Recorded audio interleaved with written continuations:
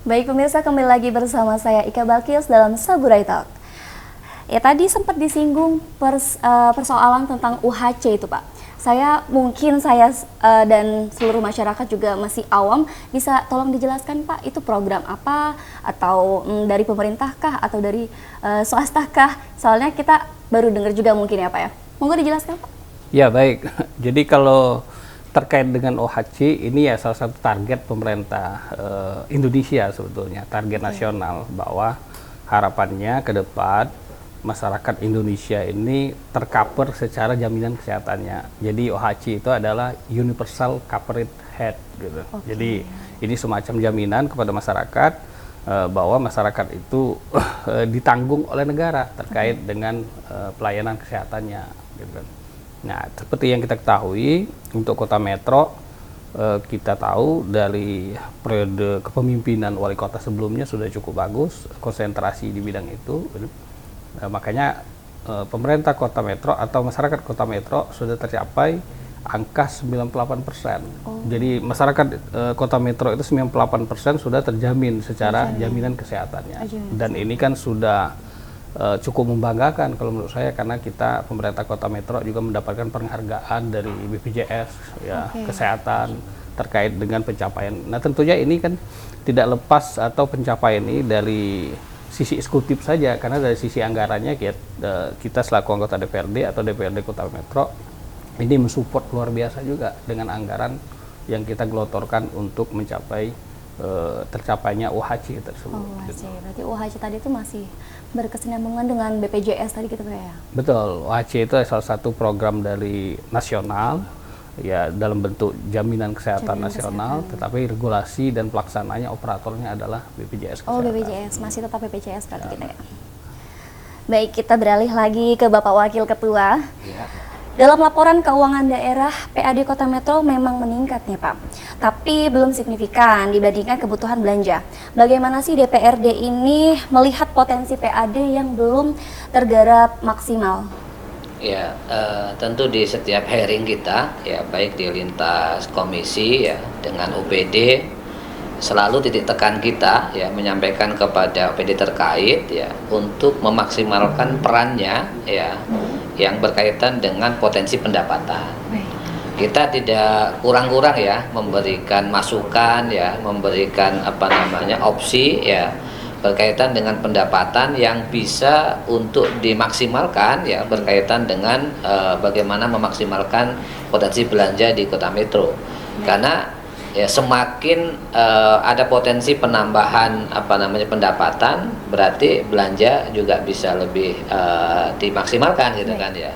Nah, sampai ke tataran di tingkat badan anggaran ya, yang tentu ya sampai dengan hari ini yang selalu menjadi warning kita ya, baik pendapatan yang sifatnya mungkin retribusi gitu kan ya, termasuk mungkin PBB dan sebagainya, ini tentu optimalisasi kita ya baik di Komisi 2 ya nggak kurang-kurang ya memberikan masukan ya.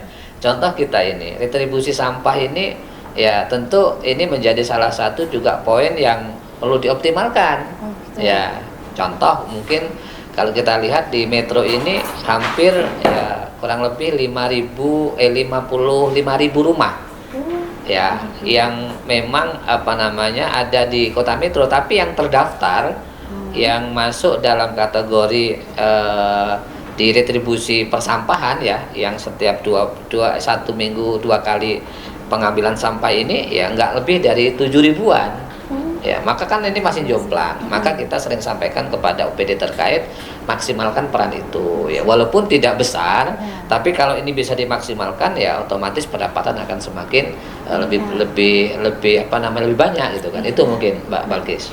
Baik, sektor baru apa nih Pak yang lagi digali untuk meningkatkan PAD? Mungkin seperti pajak digital atau parkir modern atau mungkin retribusi ekonomi kreatif gitu.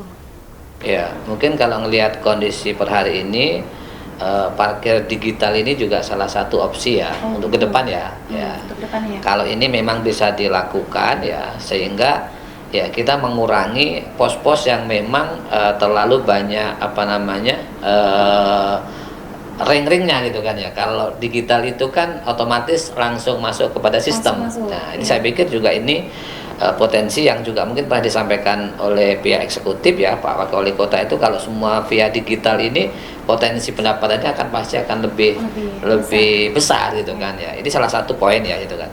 Kemudian yang kedua, optimalisasi retribusi ini menjadi salah satu juga poin yang harus dimaksimalkan, digarap ya oleh Dinas Pendapatan ya, supaya ya semakin tinggi potensi pendapatan maka akan semakin banyak belanja yang akan dibelanjakan ya terkait dengan pembangunan di Kota Metro. Ya, untuk itu tadi Pak, retribusi ekonomi kreatif ya Pak, mungkin kita bisa nyinggung sedikit ke arah sana. Kalau di Metro sendiri ini ada nggak sih Pak potensi-potensi ekonomi kreatif yang kira-kira bisa menjadi peningkat PAD Kota Metro gitu Pak? Ya, memang pernah kita ya sampaikan kepada pihak eksekutif ya, hari ini Metro ini kan hampir beberapa titik ini kan kuliner ya, gitu, kafe-kafe tumbuh di Kota Metro. Nah ini kalau memang bisa dikelola dengan baik ya, potensi PAD-nya ini juga bisa meningkat. Ya, termasuk kita punya potensi wisata. Ya, ada wisata Alas Puri di Bantul gitu kan ya. Kemudian ada wisata Capit Urang di Metro Utara. Nah, ini juga ke depan kalau ini juga digarap dengan baik ya, dikelola dengan baik, otomatis ya Bang, otomatis ya potensi PAD-nya pasti bertambah.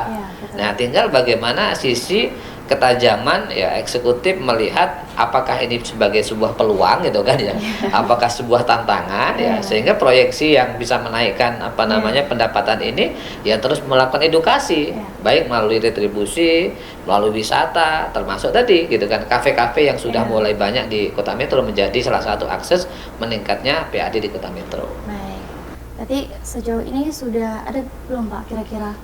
Kalau obrolan sudah gitu kan, tinggal actionnya nanti. Tinggal eksekusinya saja berarti ya Pak ya. Baik, kita beralih ke Bapak Komisi 2. Bapak, masyarakat banyak sekali menyoroti kebocoran retribusi di lapangan nih Pak. Bagaimana sih DPRD itu mengawasi agar pendapatan daerah itu tidak bocor di sektor penerimaan? Ya, jadi Mbak Balkis ya, kalau kita bicara pendapatan, ya memang rata-rata hampir semua daerah itu kan masih tergantung dengan pendapatan transfer dari pemerintah pusat. Jadi potensi untuk menggali PAD lebih dalam, apalagi kalau kita tahu Kota Metro sendiri kan kita tidak masuk di dalam kota industri, kita juga tidak masuk di dalam kota pertanian yang luas ya kan, karena kan luas Kota Metro juga kan sangat terbatas. Jadi ya ini ya diperlukan kreativitas dari OPD, terutama Dinas Pendapatan Daerah, untuk menggali potensi-potensi yang bisa mendongkrak ya PAD kita meningkat gitu kan. Nah, kalau kita lihat dari sisi kebocoran, ya kalau kita lihat sekarang ya kita tidak bisa mengidentifikasi kebocorannya itu di mana. Karena ya tentunya itu OPD terkait yang itu bisa tahu tingkat kebocoran itu dari sisi yang mana.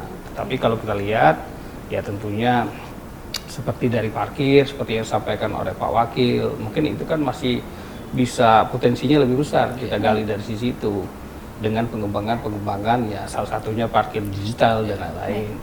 Terus di samping itu juga terkait dengan ekonomi kreatif, ya kita juga tidak bisa melihat ya kecuali kita bisa menarik pajak dari sisi pajak restorannya atau yang lainnya. Karena itu tadi kita terkait dengan PAD ini, kita juga kan ada regulasi antara pemerintah pusat dan pemerintah daerah. Jadi pemerintah daerah itu memang sangat sedikit mempunyai potensi untuk mendapatkan PAD. Gitu kan. Ya karena kalau terkait dengan pajak yang lain-lain seperti pajak badan dan pajak lain itu kan kewenangan dari pemerintah pusat.